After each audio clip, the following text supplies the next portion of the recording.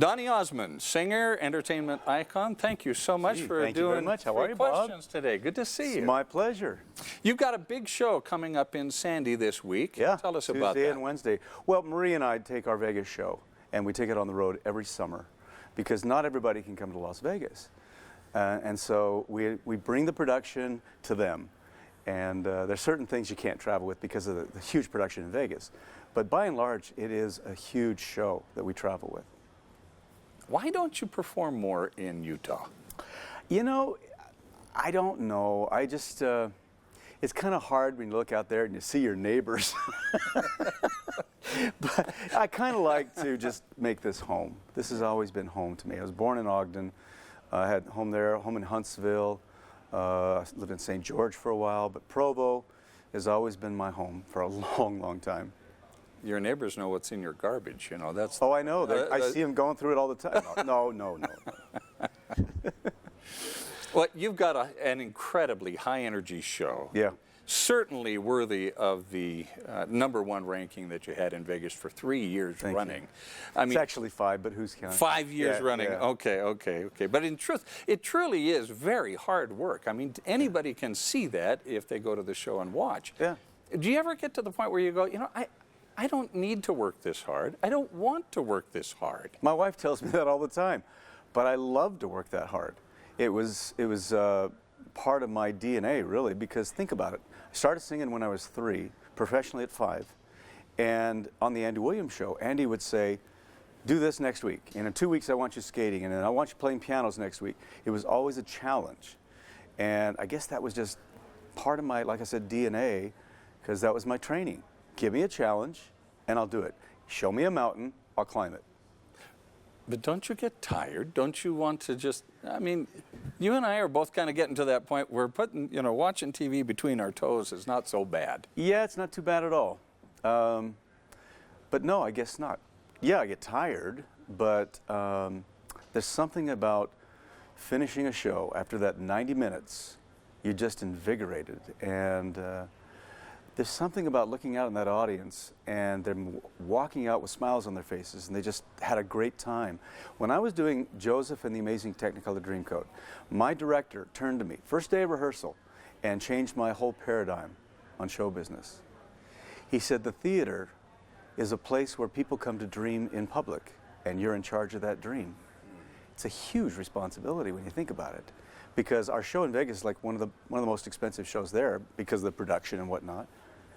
But when you walk out on stage and you realize these people come to get away from their problems for 90 minutes, you transport them to a different world, and they're laughing and they're crying and they're going down memory lane, and you educate them with new stuff that you're doing. It's an emotional journey that you put them on. I love that. From the outside, it looks like the hardest part of what you do is on stage. And certainly, I mean, the high-paced, high energy of the show, you are obviously working very hard. Yeah. But I know you well enough to know that the hardest part is not on stage. You're absolutely right, Bob. Tell us about that. Well, I learned this from people like Jerry Lewis or Lucille Ball when it comes to comedy, Sinatra or Dean Martin, Sammy Davis Jr., Andy Williams. When they connect to an audience, you just don't have that. And this is a talent that you work at. And I got trained by the best in the business as I was growing up. So that's done in the rehearsal hall. That's done by getting out on the road. That's done by doing show after show after show and connecting. But you got to make it look easy. I want the audience to look up on stage and say, I could get up there and do that. That looks like fun.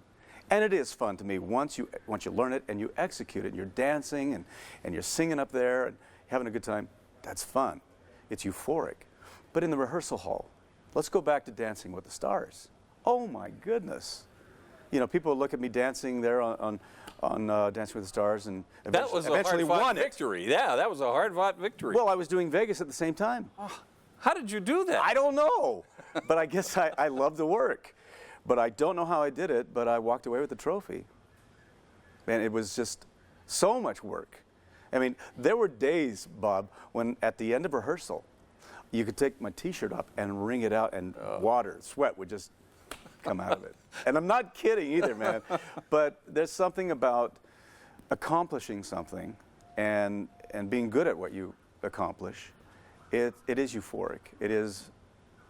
It makes you feel good about your work, that you actually did climb that mountain. Not only climbed it, but you summited it. You've had success after success after success in the entertainment business. And now you're telling me that winning Dancing with the Stars was worth everything that you put into it? And then some. Don't ask my wife. She hated the fact that I was dancing. But, with other people. Oh, yeah, exactly. No, she's over it now. But now? Yeah. No, but I don't know what we'll do with the trophy when we finish Vegas, because it's in the lobby of the Flamingo. Oh, is it really? It's in a glass case. You can't touch it. Okay. Yeah, there's guards protecting it. But that much? Oh, boy, let me tell you, because I worked hard for that one. Yeah. But there's other things, like I have a figurine, a statue of Mulan. I was in the Disney movie. I was Captain Shang in that. I've got all my gold records and platinum records, they're in boxes in the basement. And maybe one of these days I'll pull out maybe One Bad Apple and Puppy Love and things like that and stick them on my office wall. But as the kids were growing up, and they came home with these little drawings that they made in kindergarten or first grade or second grade, and then they see a gold record on the wall, they can't compete. Yeah. So I put all that stuff away. So their pictures go on the wall. And now that they're grown, they're probably still going to stay in the boxes, because my grandkids are now giving me pictures. My cute little grandkids gave me the other day this little candy jar. This is Grandpa's candy jar, and I keep it in my dressing room. That, to me, is better than a gold record, because, you know, I've got 9 and 10 on the way.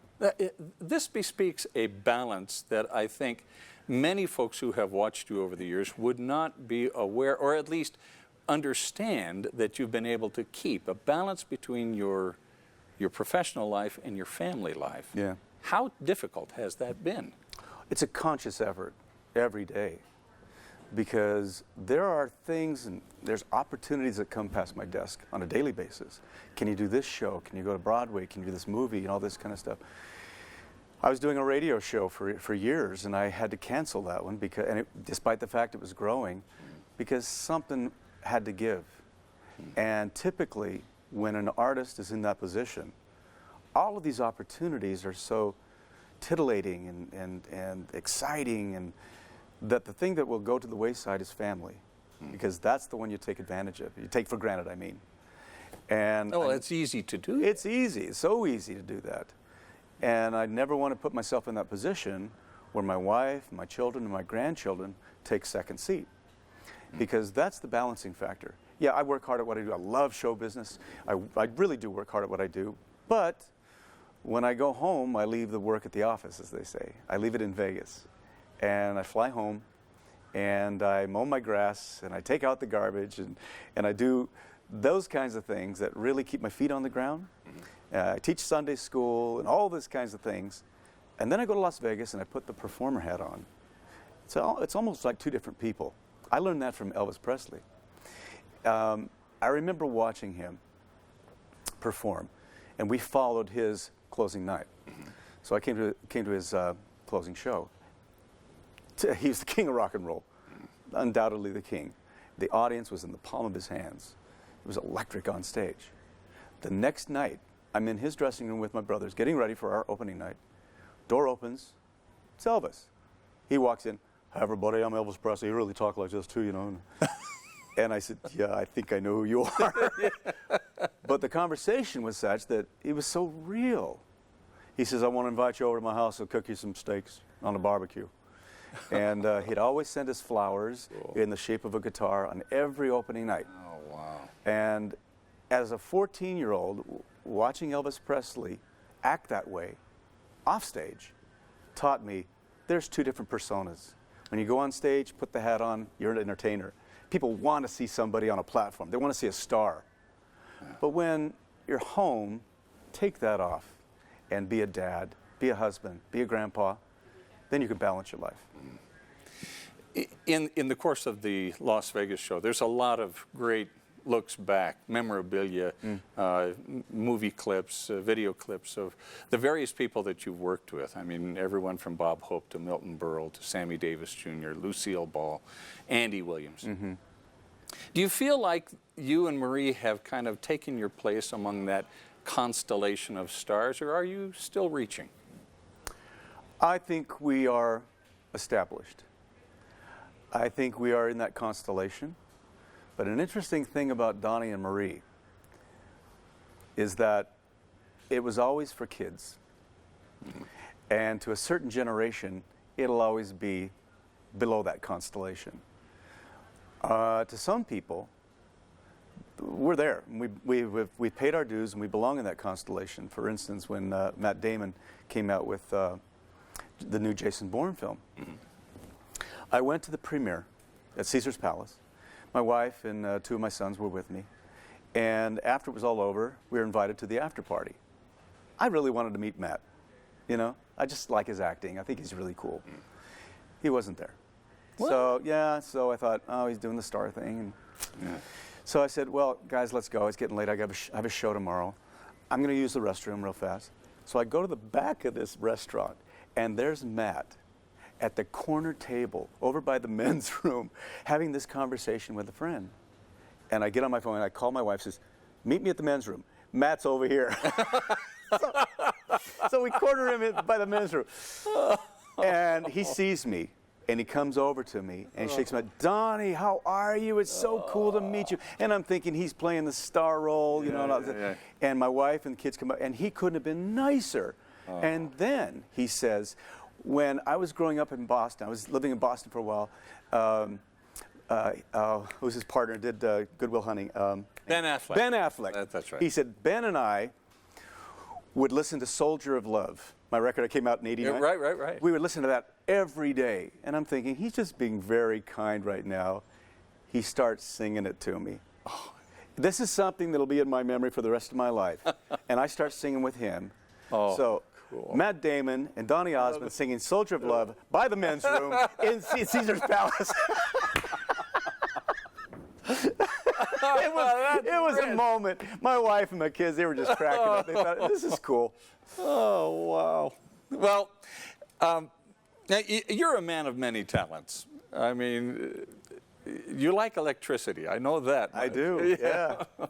How much of what we see in the Las Vegas show have you had your hand in technically putting it together? I mean, yes, you get up there and sing and you dance and all that kind of stuff, but how much of the choreography, how much of the banter back and forth, how much of the production, that goes on in the show is actually you? Well, it's interesting. When people think of celebrities, they think, okay, everybody's telling them what to do. And for a large part, that's probably good and necessary, because what I do is I surround myself with really good people, really talented people, choreographers, producers, and things like that. But I do have a love of electronics and the technical aspect of the show. So when you do see the Donny and Marie show and you see all the video and the lighting and all that kind of stuff, and that's me. In fact, I put together the whole computer system that runs the show, that runs the lighting and sends signals to the monitor console and the video and all that kind of stuff. I have a great talented man that runs it all for me. Yeah. But pushes go. Yeah, pushes go. No, he does a little more than that. But when it comes to fixing things or problems, they call the IT guy named Donny Osmond. Did you edit the video? Oh, yeah. Well, I've got all of that is editors, but I directed basically all of that stuff. All of that. Yeah. Yeah. I went out to Goshen, and I had this concept for "Soldier of Love," and I wanted to redo the arrangement, make it a little hipper and a little. I found this really cool African-American kid. He's 22 years old in Los Angeles. Chris Tynes is his name, and Babyface turned me on to him. And he and I came up with this new arrangement, and I thought, I've got to put some window dressing on the stage. So I took the huge 3 screens. Nobody really watches it, but you'd miss it without it. And I went down to Goshen at those old silver mines, and I created this environment for "Soldier of Love." They weren't dressed in soldier outfits or whatever, just a real gritty kind of a look, slow motion, dirt flying, all that kind of stuff. And the same thing with the costumes for the dancers and myself, and created this atmosphere on stage. That's what I love, is when you produce something, is you really transform the stage, and the lighting. I was involved in every aspect of that thing. I love that stuff. So I guess I'm a producer as well as an artist. Yeah, well, much more than that. I mean, the creative juices, when they get going, you stand out of the way and let Donny do his thing. Well, that's what I love, you know, and that's why I appreciate certain talented people in this business who really are talented. I could go on, and I would never mention names of popular artists these days, and I can see through a fake pretty quickly. Yeah. I really appreciate those who are passionate about what they do. It may not be my cup of tea, but I love the passion in certain artists and directors and producers. In fact, I'm developing a show, television show, that as soon as Vegas is over, as soon as I've scratched that itch, I mean, it was supposed to be 6 weeks, and we're talking about our 10th year now. But when that's over, I've got this show that has been shown a lot of interest in some of the networks, and about this whole concept we're talking. Really? Yeah, yeah. Tell us more. Come on. I'm not yet. When it's ready, I will come back and tell you the whole thing. Okay. Okay. 6 weeks originally at the Flamingo. Now, like you say, going on 9. Well, we're going on 10 going years. on 10. We're doing the Going 9th on 10 now. years. What is it that keeps all the crowds coming? And don't tell me it's the fans, because the fans wouldn't come if they weren't getting something. How do you do it? I'd like to think it was talent. Yeah, but besides talent, Let's see. there are a lot of talented folks out there who aren't working. Well, again, I think I have to go back to my training of watching Elvis and Sinatra and Andy and all of these people, and they knew how to connect to an audience. You look at some of these artists today, they get up there and just give me the spotlights and the eye candy around me, and I'll just do minimal amounts and we'll call it a show. I don't do that. No. You know, I like to connect, and I think that's one of the secrets, one of the ingredients of our longevity. But I do think the other ingredient is constant change, constant reinvention. You know, I've been doing this 55 years now. Wow. I've been in show business 55 years. Remarkable, you being 45. It doesn't add up, does it? But, and I think, and I'm trying to analyze this throughout my life, I think the secret to longevity is reinvention. And the secret to reinvention is constant change. Because we all have the attention span of a gnat. I mean, give me something new every 5 minutes. Right. Every 5 seconds. Every 5 seconds now. Yeah. So when you see the show, and I saw it last year, well, you haven't seen it this year. You know, you haven't seen it every 3-4 months. Will probably change something. Yeah. And it's costly to do that, but it's important for longevity. And it's harder work. It's Much a lot harder of work. In fact, just at the beginning of the year, this is crazy.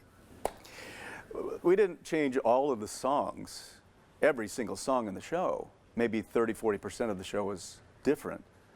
But the songs that we were doing, we decided, let's re-choreograph everything. We changed the choreography. Why? Just because we can. You know, because we want it different. Our show. It's our show, and we can do it.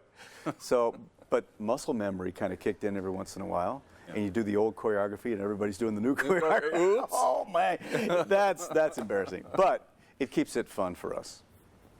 You're not afraid to share your religious beliefs on your website. Never in a show, but you make no secret about being LDS. No.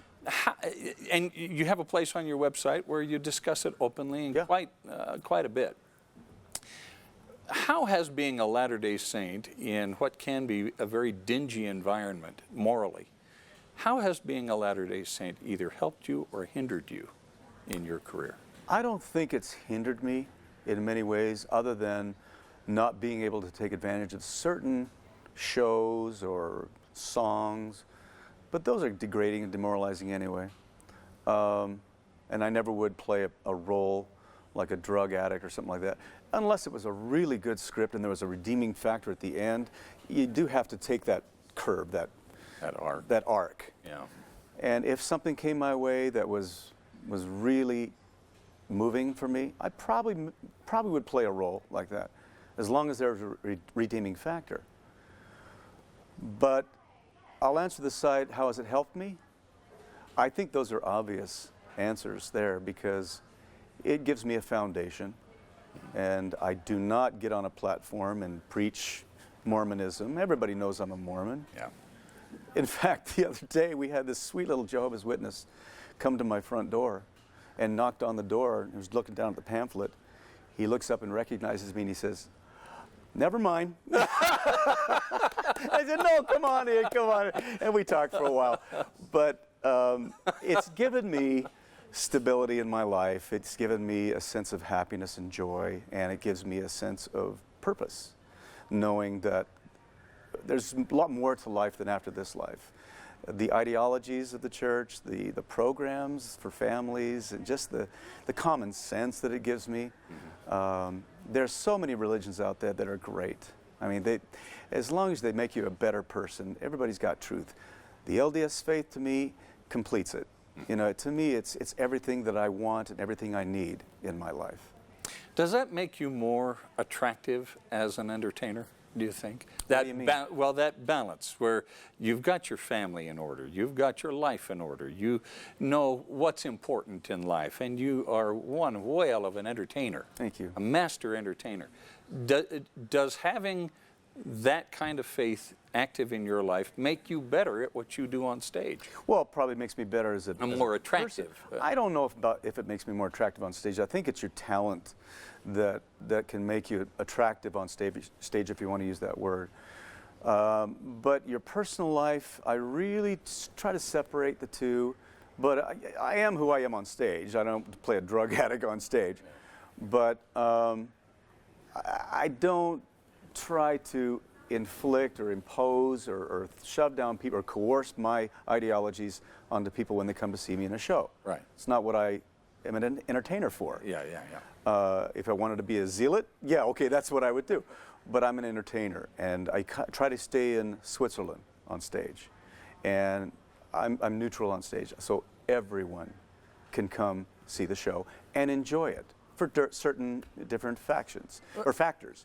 But I am not going to get up on stage and... No, and what I'm talking about is the qualities that being a Latter-day Saint can give you. Does that draw people to you in a way that they might not be able to identify? In other words, it's not preaching. It's being Donny Osmond, a great guy, wonderful friend, you know, bright light kind of thing. Interesting thing happened to me last week. As you know, we have these meet and greets after the show, where 70 some odd people, whatever, they come backstage and take pictures and autographs, get autographs. And this one lady, it really moved me. She sees me and starts bawling her eyes out. And she then proceeded to tell me what a horrible life she had. Abusive parents, particularly her father, no love in the home at all, and the only thing she could hold on to were my albums. She would go into her closet, and it's probably a good thing because her brothers never wanted to hear my music anyway. But she would go into her closet and try to hide from her dad, for obvious reasons, and watch the album and listen to it on low volume so nobody could hear. And that was her... Wow. That was her joy in life. It moved me so much as she was, through tears, telling me about her childhood. And she said, because of that, I got through it. You must hear story after story after story after story like that and others.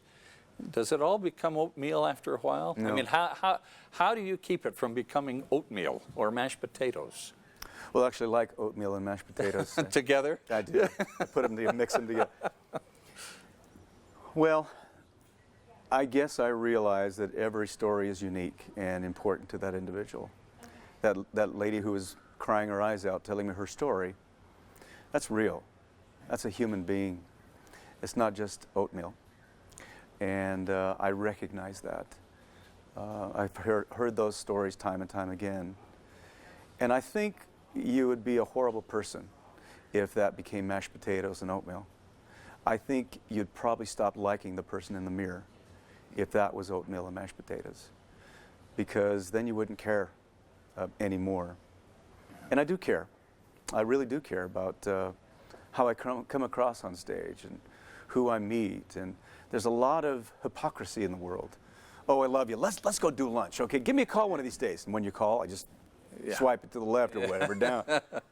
If you say, yeah, let's go out to dinner. Let's get together sometime.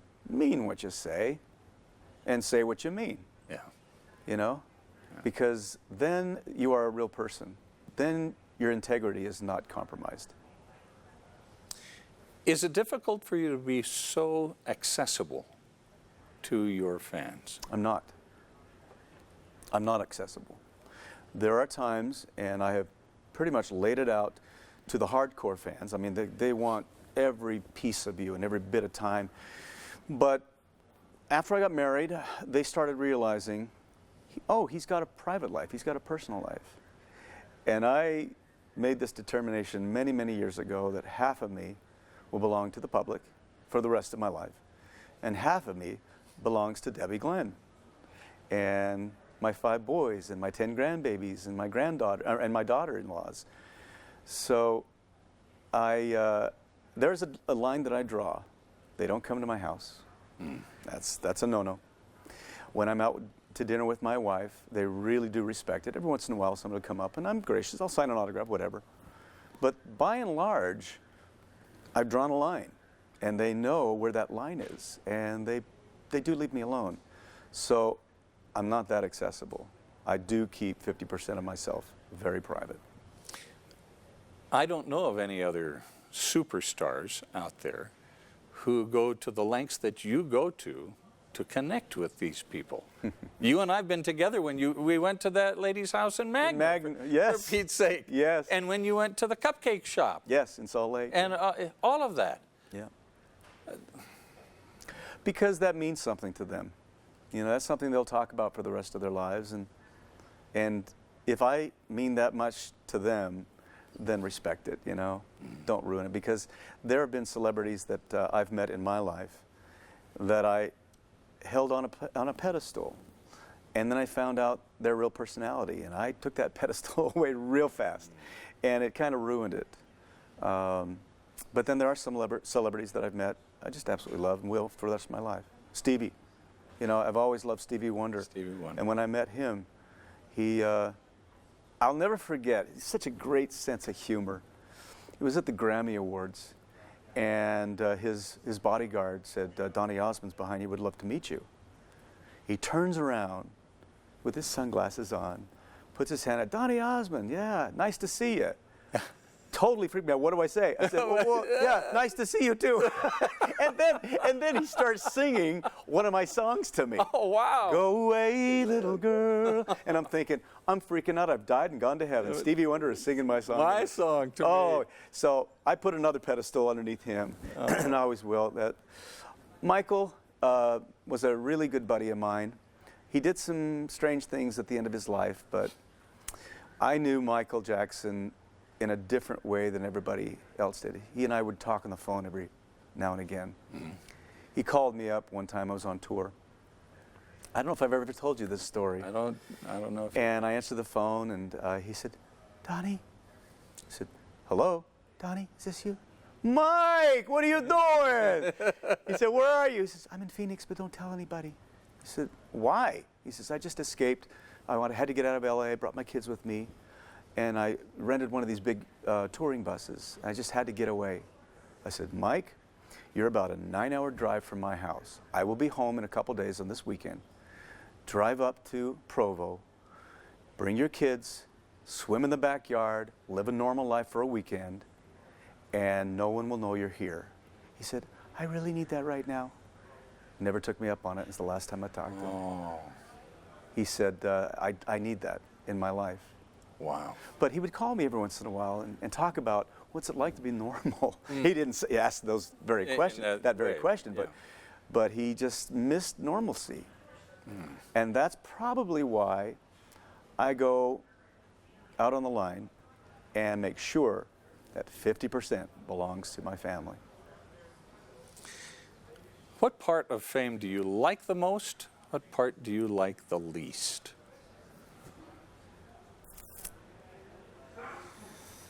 What do I like the most? Getting out of traffic tickets.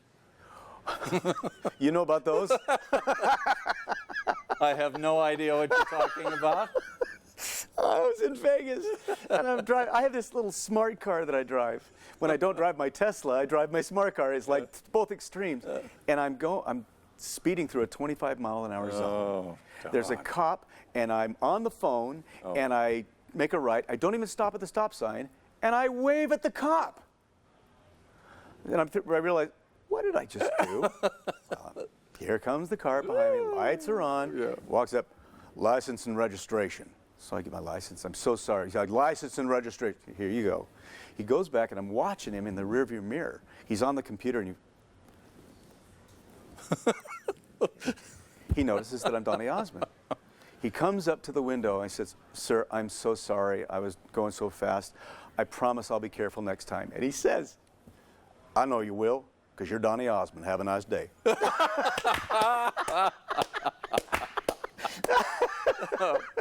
Oh, so that's the best part. Traffic tickets. Traffic tickets. What don't I like about it?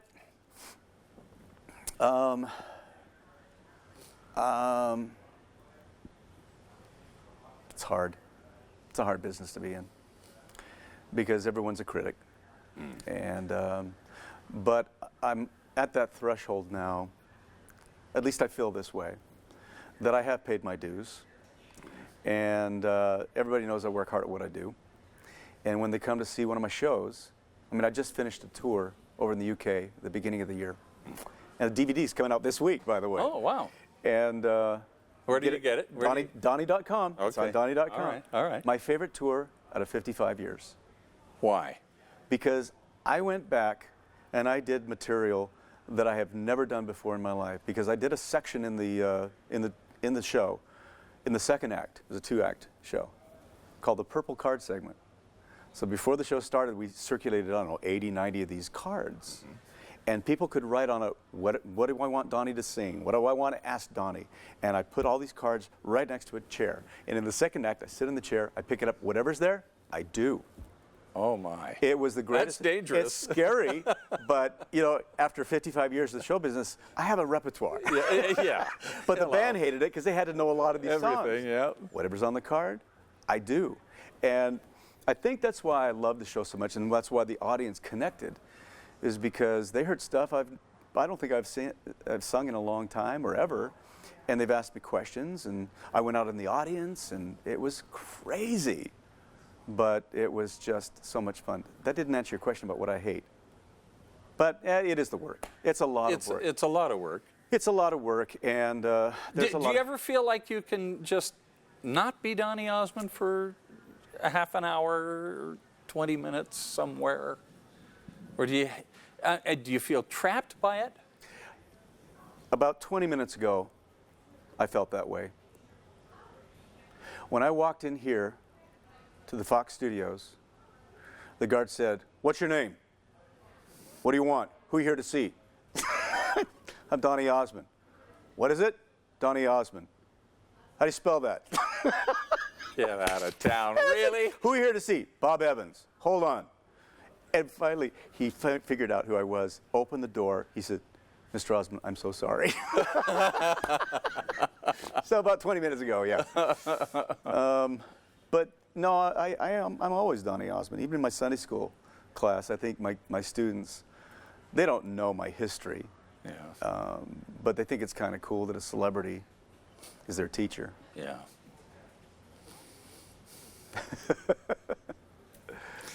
Well, Donny Osmond, singer, master entertainer, entertainment icon. Big show coming up in Sandy this week. Tuesday and Wednesday, yeah. Thank you so much for being part of 3 Questions. Well, it's been a pleasure to know you for a long time. Yeah, a long and time. Thanks for the invitation. I love this segment of your show. Thank you.